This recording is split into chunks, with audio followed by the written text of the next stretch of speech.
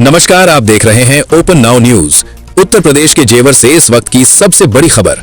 नरेंद्र मोदी ने Noida international airport के पहले चरण का भव्य उद्घाटन कर दिया है। करीब 11,200 करोड़ रुपए की लागत से तैयार ये मेगा प्रोजेक्ट सिर्फ एक एयरपोर्ट नहीं बल्कि पश्चिमी उत्तर प्रदेश की तरक्की का नया रनवे बनकर उभर रहा है। ये एयरपोर्ट न केवल इंदिरा गांधी अंतर्राष्ट्रीय हवाई अड्डा का बोझ कम करेगा बल्कि आने वाले समय में एशिया के सबसे बड़े लॉजिस्टिक्स हब के रूप में भी अपनी पहचान बनाएगा। विशेषज्ञों का मानना है कि इससे रोजगार, व्यापार और कनेक्टिविटी तीनों क्षेत्रों में जबरदस्त उछाल देखने को मिलेगा। यानी जेवर अब सिर्फ एक जगह नहीं बल्कि भारत के भविष्य की उड़ान का नया केंद्र बनने जा रहा है। उत्तर प्रदेश से इस वक्त की बड़ी खबर। उत्तर प्रदेश सरकार ने एक बड़ा और सख्त फैसला लेते हुए पुछ एआई के साथ हुए 25,000 करोड़ रुपए के एमओयू को तत्काल प्रभाव से रद्द कर दिया है। इस समझौते से राज्य में बड़े निवेश और रोजगार की उम्मीद थी, लेकिन जांच में चौंकाने वाला खुलासा हुआ। सरकारी रिपोर्ट के मुताबिक कंपनी के पास इस बड़े प्रोजेक्ट को पूरा करने के लिए पर्याप्त वित्तीय संसाधन ही नहीं थे। यही वजह है कि सरकार ने बिना देरी किए एमओयू को रद्द करने का फैसला लिया। सरकार ने साफ संदेश दिया है, पारदर्शिता और विश्वसनीयता से कोई समझौता नहीं किया जाएगा। मध्य पूर्व में जारी तनाव के बीच एक राहत भरी खबर सामने आई है। ईरान ने भारत समेत अपने 4 दोस्त देशों के जहाजों को सुरक्षित बाहर निकलने की अनुमति दे दी है। बताया जा रहा है कि अब तक भारत के 4 एलपीजी से लदे जहाज सुरक्षित अपने गंतव्य तक पहुंच चुके हैं, जिससे देश की ऊर्जा आपूर्ति को लेकर बड़ी चिंता फिलहाल टल गई है। वहीं वैश्विक स्तर पर कच्चे तेल की सप्लाई बाधित होने की आशंका के बीच भारत सरकार ने आम जनता को राहत देने के लिए बड़ा फैसला लिया है। सरकार ने पेट्रोल और डीजल पर 10 रुपए प्रति लीटर एक्साइज ड्यूटी कम कर दी है, ताकि बढ़ती महंगाई का असर सीधे लोगों की जेब पर न पड़े। विशेषज्ञों का मानना है कि ये कदम न केवल कीमतों को स्थिर रखने में मदद करेगा बल्कि देश की अर्थव्यवस्था को भी संतुलन में बनाए रखेगा।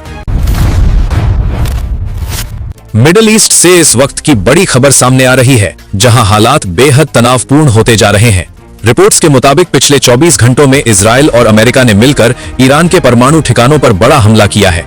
बताया जा रहा है कि इस स्ट्राइक में ईरान के कई अहम न्यूक्लियर फैसिलिटीज को निशाना बनाया गया, जिससे इलाके में खलबली मच गई है। लेकिन कहानी यहीं खत्म नहीं होती। इस हमले के जवाब में ईरान ने भी तुरंत पलटवार किया है। सऊदी अरब में मौजूद अमेरिकी सैन्य ठिकानों पर मिसाइलें दागी गई हैं। शुरुआती जानकारी के मुताबिक इस हमले में करीब 10 अमेरिकी सैनिक घायल हुए हैं। विशेषज्ञों की माने तो ये टकराव अब एक बड़े युद्ध की ओर बढ़ सकता है, जिससे पूरे मिडिल ईस्ट में अस्थिरता और भी बढ़ने का खतरा है। ईरान के राष्ट्रपति मसूद पेजेश्कियन ने सऊदी अरब, कतर और यूएई को कड़ी चेतावनी दी है।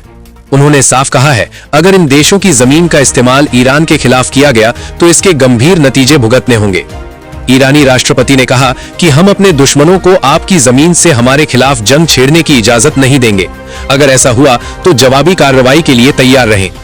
ये बयान ऐसे समय आया है जब पूरे मध्य पूर्व में तनाव चरम पर है और अमेरिका की सैन्य मौजूदगी को लेकर लगातार विवाद बढ़ता जा रहा है। सऊदी अरब, कतर और यूनाइटेड अरब अमीरात जैसे देशों में अमेरिकी सैन्य ठिकानों की मौजूदगी पहले से ही क्षेत्रीय राजनीति का बड़ा मुद्दा रही है। भारत नेपाल संबंधों को लेकर एक बड़ी और सकारात्मक खबर सामने आ रही है।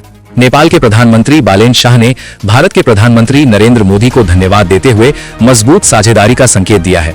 उन्होंने कहा कि नेपाल भारत के साथ मिलकर काम करने के लिए पूरी तरह तैयार है और दोनों देशों के रिश्तों को नई ऊंचाई पर ले जाना चाहता है। विशेषज्ञों का मानना है कि ये बयान ऐसे समय में आया है जब क्षेत्रीय सहयोग और विकास को लेकर दोनों देशों के बीच नई संभावनाएं बन रही हैं। भारत और नेपाल के बीच व्यापार, कनेक्टिविटी और सुरक्षा जैसे अहम मुद्दों पर सहयोग और तेज होने की उम्मीद जताई जा रही है। फिलहाल इस बयान को दोनों देशों के रिश्तों में एक सकारात्मक संकेत के रूप में देखा जा रहा है। हर अपडेट के लिए जुड़े रहिए ओपन नाउ न्यूज के साथ। चैनल को लाइक और सब्सक्राइब जरूर करें। नमस्कार, जय हिंद।